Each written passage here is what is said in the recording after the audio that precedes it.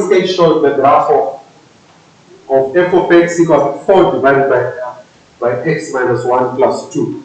That's a hyperbola, right? Then you've got that graph, right? And then I want to do this question here.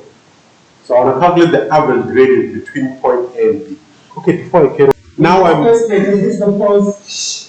recording. Yeah, but there's something that you don't have to put in the video. Only meant. Okay, so here I need to find the value of y at A and the value of y at B. I'm sure you can see on the diagram that the x values at A are given, the x value at B is also what? Given. So as I mentioned in the last lesson, your x values will always be provided. Okay? X values will always be provided. Now, this one, because of the nature of the equation, I'm going to calculate the y value. So, f of x is equal to 4 divided by x minus 1 plus 2. So, F2 means I want to calculate the value of y when x is what? Is 2. But I wanted to tell you what. I told you what I told you. Alright, so this is 4. This is 4 over 2 minus 1 plus 2. So this will give you 4 over 1 plus 2. And the answer will be what? 6. So it means when x is a 2, y is what? 6. So at this point here, x is 2, but y is what? 6. Yes. I'm just curious, is the one for C and D, you just pick up the intercept and go with the intercept? Yeah. Okay. So that's the first one. Then the second y value would be f4. Yes, used to function notation, so it's f4. F4 means the value of y when x is 4. Okay. So this will be 4 divided by 4 divided by 4 minus 1 plus 2. Right, so this will give me 4 over 3 plus 2. So it's basic comparison. I can't say it's practice, it's not practice. I'm trying to find the y value. So 4 over 3 plus 2, if I simplify that, that will give me 3 and a third, which is the same as 7 over 3. Okay, but I'm just going to work with it as a mixed number like that. Okay, so I've got my 2 what? Y values. Now I can calculate the average gradient. So on the next page, I'll write my formula, average gradient. Well, since I found, remember the formula is f of x2 minus f of x1 over x2 minus x1, right? Now, remember this can also be written as y2 minus y1 over x2 minus x1. Yes. So one thing, remember you said it's the same if you write your equation, your standard equation as y1 minus Yes, y2. yes. Now I'm just confused. Usually you can't say 5 minus 3 is the same as 3 minus 5.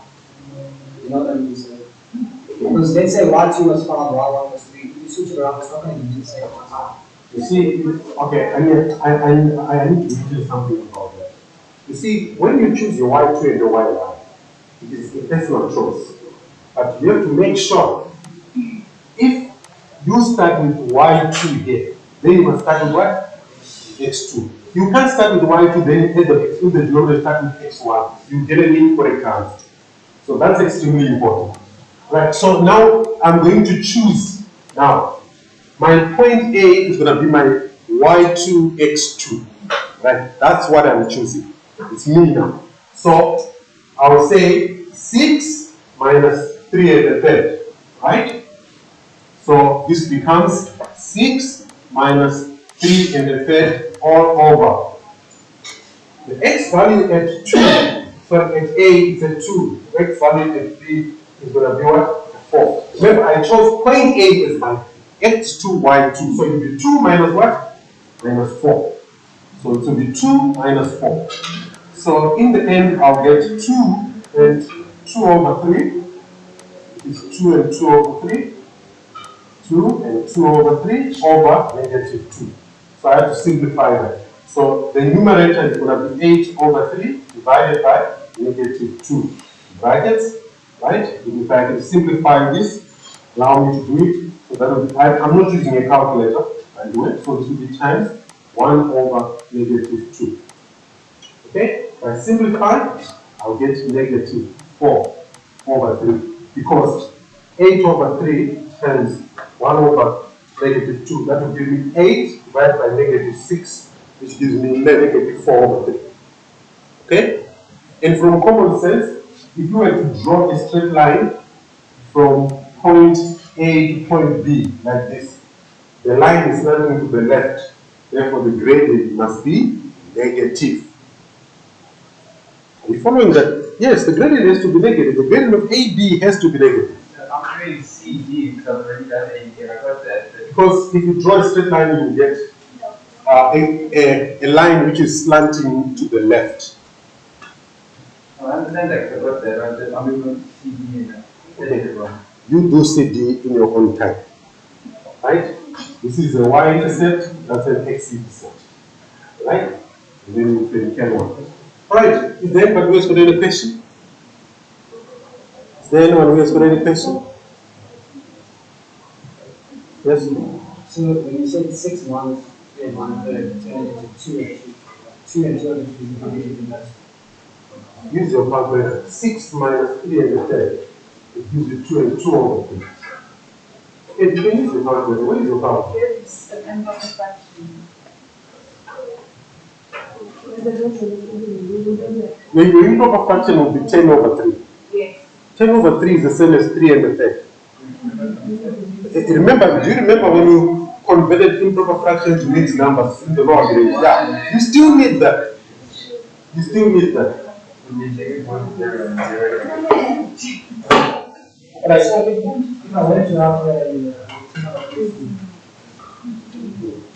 2, 6, 7, 1.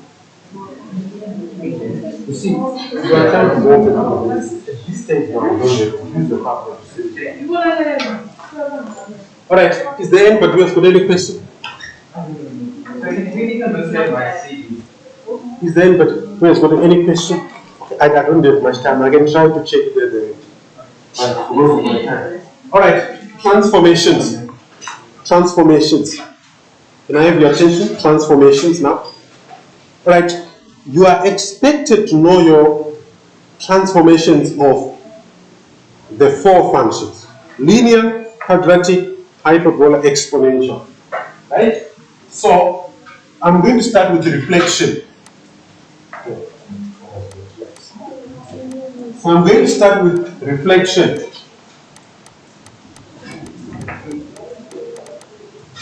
Reflection. You know, I realized that you learners, for some reason,